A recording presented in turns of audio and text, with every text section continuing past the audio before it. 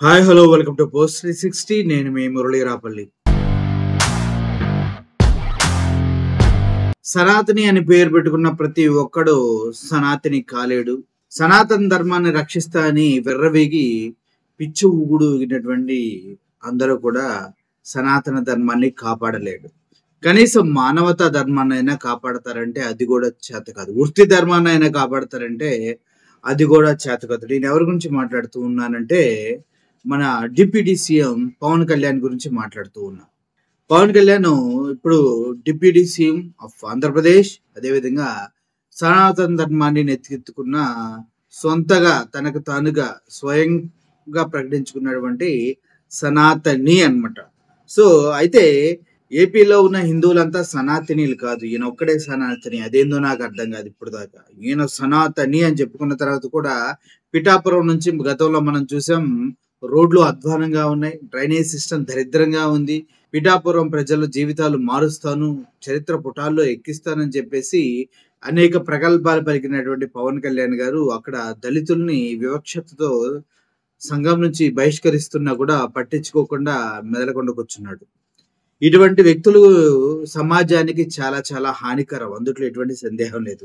కేవలం తిరుమల తిరుపతి లడ్డు విషయంలోనే ఆయన సనాతనిలా బిహేవ్ చేశాడు. ఎందుకంటే చంద్రబాబు నాయుడు గారి డైరెక్షన్ లో చంద్రబాబు నాయుడు గారి పరువును కాపాడటం కోసం ఆయన ముందుకు వచ్చాడు కాబట్టి. అదేవిధంగా సింహాచలం అప్పన్న దగ్గర రిటైనింగ్ వాల్ కూలి, అది కూటమి ప్రభుత్వం నిర్మిస్తున్న అద్భుతమైన స్ట్రాంగ్ రిటైనింగ్ వాల్ కూలి 8 మంది అక్కడికక్కడే దుర్మరణం చెంది కనీసం మాట్లాడటం కూడా చేత కానీ మహాప్రబుద్ధుడు మన పవన్ కళ్యాణ్. అయితే మొన్నటికి మనం చూసాం, రేషన్ బియ్యం పిఠాపురం నుంచి ఎన్ని వేల టన్నులు తరలిపోతున్నాయి. మరి ఈయనేం పీగుతున్నట్టు అక్కడ అని అందరూ ప్రజలు అడుగుతూ ఉన్నాడు. పిఠాపురం నుంచి రేషన్ బియ్యం తరలిపోతుంటే పిఠాపురంలో ఉన్నటువంటి MLA, Andhra Pradesh deputy CM Pawan Kalyan గారు ఏం పీగుతున్నారు అని అడుగుతూ ఉన్నారు. ఎందుకంటే సీజ్ ద షిప్ అంటూ రేషన్ బియ్యం తరలిపోతున్నాయి అంటూ కాకెరుపులు అరిచాడు కదా, ఇప్పుడే దాని గురించి అడగొద్దా అంటున్నారు. నిజం చెప్పాలంటే ఆయన అరిచింది కాకెరుపులు కాదు, గర్వంతో కూడినటువంటి వేరే అరుపులు అవి.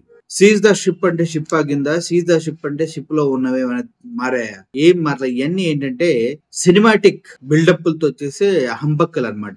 సో ఇదంతా ఇప్పుడు ఎందుకు చెప్తున్నానంటే, గోమాతలు తిరుమల తిరుపతి దేవస్థాన సన్నిధిలో ఉన్న గోశాలలో ఇబ్బంది పడుతున్నాయి, వాటిని రక్షించాలి అంటూ వైఎస్ఆర్సిపి మాజీ టిటిడి చైర్మన్ భూమన కరుణాకర్ రెడ్డి గారు మాట్లాడినప్పుడు మనోడు అసలు బయటికి రాలా, దాని గురించి మాట్లాడలేదు. అర్థమైందా? గో సంరక్షణ గురించి పవన్ కళ్యాణ్ గారు ఎటువంటి స్టేట్మెంట్ ఇవ్వలేదు. కానీ ఇక్కడ అసలు విషయం మీరు గమనించినట్లయితే, ఇప్పుడు డిసిఎం గారి నియోజకవర్గం, పవన్ కళ్యాణ్ గారి నియోజకవర్గం నుంచి అక్రమంగా గోవుల్ని హైదరాబాద్ కు తరలిస్తూ ఉన్నారు. ఏంటంటే అన్ని ఘోరాలు కేవలం పిఠాపురం నుంచే జరుగుతున్నాయి అంటే ఒకసారి అర్థం చేసుకోండి. పైనేమో అరటి గల్లలు పెట్టేసి దానికి కింద ఒక సపరేషన్ చేసి పైన అరటి గల్లలు పెట్టి కింద మొత్తం ఆవుల్ని పెట్టేశారు.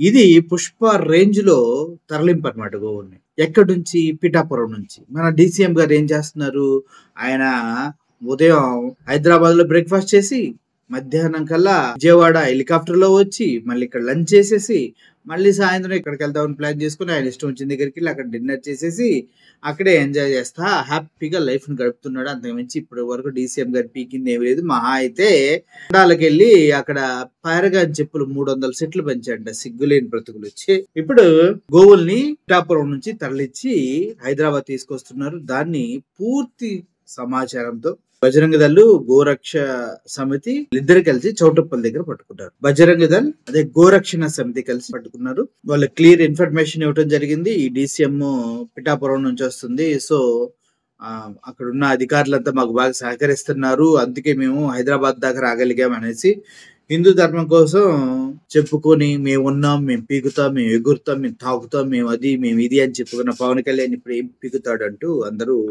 అడుగుతూ ఉంటారు. నిజంగా చెప్పాలంటే డీసీఎం పదవి, అదే డీసీఎంలో గోవుల్ని తరలిస్తుంటే ఏం చేస్తున్నాడు అని అడుగుతూ ఉన్నారు. మనిషిగా పుట్టిన తర్వాత కొద్దిగా ప్రొఫెషనల్ ఎథిక్స్ అన్న ఉండాలి, కామన్గా దేవుడు మనకిచ్చే ఎథిక్స్ అన్న ఉండాలి, లేదంటే మనిషిగా సనాతని ప్రకటించుకున్నప్పుడు ఆ ఎథిక్స్ అయినా ఫాలో అవ్వాలి. ఇక్కడ పవన్ కళ్యాణ్ గారు ఏమి ఫాలో అవ్వట్లేదేమో అనిపిస్తుంది. పవన్ కళ్యాణ్ గారికి ఎంత చెప్పినా కూడా ఎప్పుడు ఏదో సినిమాటిక్ స్టైల్లో అది పీక ఇది పీక, ఓ అది సీజ్ ద షిప్పులు, ఇది తప్పించి ఏం లేదు అక్కడ. అంతా డొల్లా అనమాట. ఆయన అభిమానులు కొంతమంది ఉంటారు, వాళ్ళైతే ఏందో మరి నాకు ఇప్పటికీ అర్థం కాదు. పవన్ కళ్యాణ్ ఏమో 15 సంవత్సరాలు నేను ఇంకా బానిస బ్రతుకుతాను అని చెప్తూ ఉంటే, వాళ్ళు మాత్రం సీఎం అని చెవికోసిన ఎర్రి మేకల్లాగా అరుస్తూనే ఉంటారు. భయ్యా ఒక విషయం గుర్తుపెట్టుకోండి, సనాతన ధర్మం అంటే అప్పుడు వచ్చి ఇప్పుడు పోయేది కాదు. అదేమైనా దీపావళి ఫెస్టివల్ సంవత్సరానికి ఒకసారి రావడానికి, ఎన్ని సంవత్సరానికి ఒకసారి కూడా రావట్లేదు. సో ఓవరాల్గా గో సంరక్షణ సమితి, అదేవిధంగా బజరంగ దళ వాళ్ళు కలిసి గోవుల్ని రక్షించారు. దానికి హ్యాపీ. మొత్తానికి పవన్ కళ్యాణ్ గారి ఇలాకా నుంచి అక్రమంగా గోవులు, అక్రమంగా రైసు, అక్రమంగా అమ్మాయిలు కూడా తరలిపోతూ ఉన్నారంట. చూడండి మరి పరిస్థితులు ఎలా ఉన్నాయో. చెప్పేది ఒకటి, చేసేది ఒకటి. ఇట్లాంటి వాళ్ళు రాజకీయ నాయకులుగా ఉన్నారు మన దగ్గర. సరే కానివ్వండి. Thank you for watching this video.